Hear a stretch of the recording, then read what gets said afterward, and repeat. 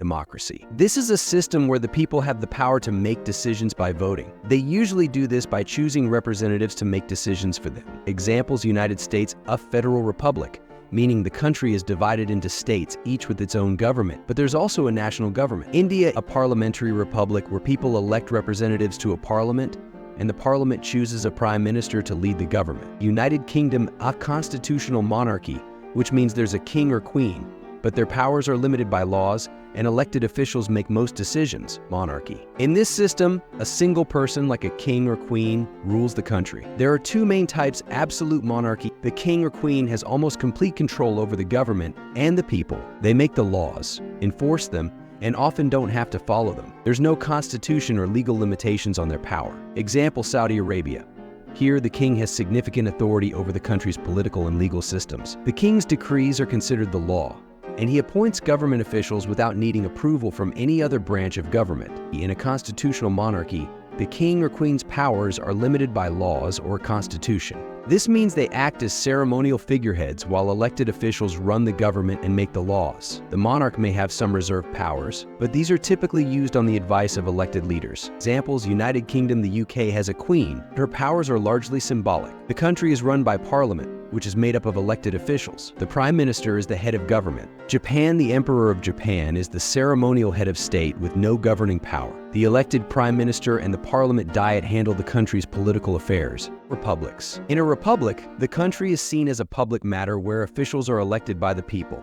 There are different types of republics, and each one works a bit differently. The United States is a presidential republic. This means the president is both the head of state and the head of government. The president is elected by the people and has significant powers, including leading the executive branch of the government and being the commander-in-chief of the armed forces. The president works alongside the Congress, which makes the laws. France is a semi-presidential republic. Here, there is both a president and a prime minister. The president is elected by the people and has substantial powers, especially in foreign policy and defense. The prime minister, appointed by the president, handles domestic policy and runs the government with the help of parliament. This system allows for a balance of power and clear division of responsibilities. Germany is a parliamentary republic. The head of government is the chancellor, who is elected by the Bundestag, Germany's federal parliament. The chancellor is the most powerful figure and oversees the executive branch. Meanwhile, the president of Germany has a more ceremonial role with limited powers. This system focuses on parliamentary governance and collective decision-making. Authoritarianism. This is a system where a single leader or a small group holds a lot of power, often without being accountable to the people. The citizens have limited freedom, and the government has strict control over many aspects of life. Examples: China is a single-party state.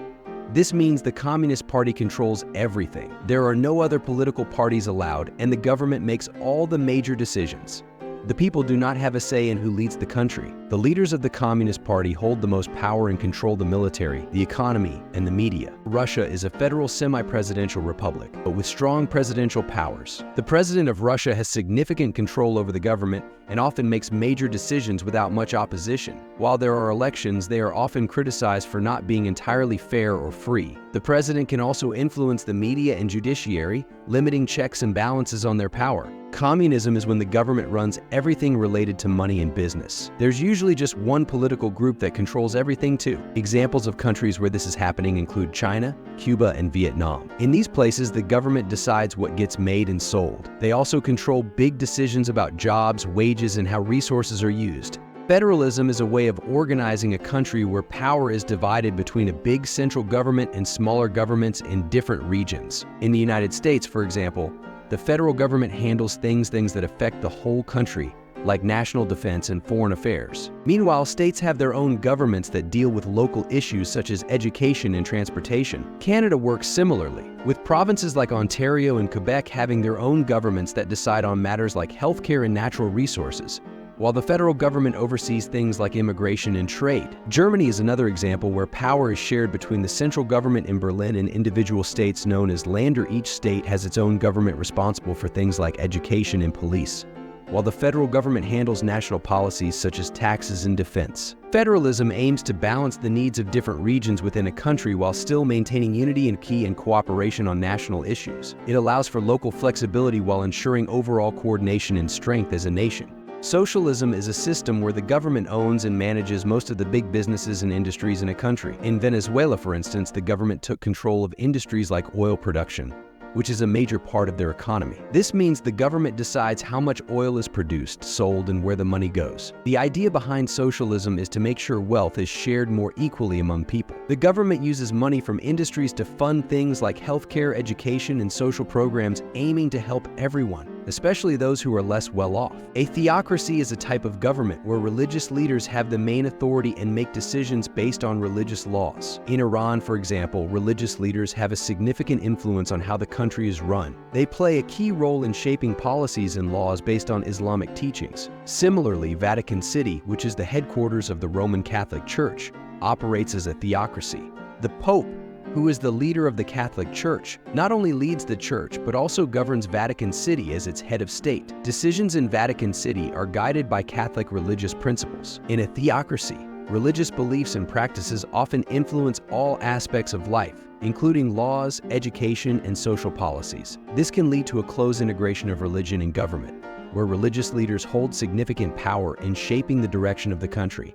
In a dictatorship like North Korea, one person or a small group has all the power. They make big decisions for the country without needing approval from anyone else. In North Korea, for example, the leader, Kim Jong-un, controls everything from the government to the military. People there don't get to choose their leaders in elections like in many other countries. The government can also be very strict about what people can say or do, to make sure no one speaks out against the leaders. Dictatorships often keep tight control over the media and limit freedoms like the right to protest or criticize the government. This kind of government can make life challenging for people who want more freedom to make their own choices. In Myanmar, also known as Burma, military juntas have taken control several times. A military junta means the military leaders rule the country instead of elected officials. They usually seize power through a coup, which is when they forcibly take over the government, often claiming they're doing it to restore order. These regimes use force to stay in charge, which means they can be very strict. They might arrest people who speak out against them or control what news gets out to the public. This kind of government doesn't usually hold elections like democracies do. Instead, the military leaders decide what happens in the country. For people living under a military junta, it can mean limited freedoms and uncertainty about their future. They might not have the same rights to protest or criticize the government as people in democracies do.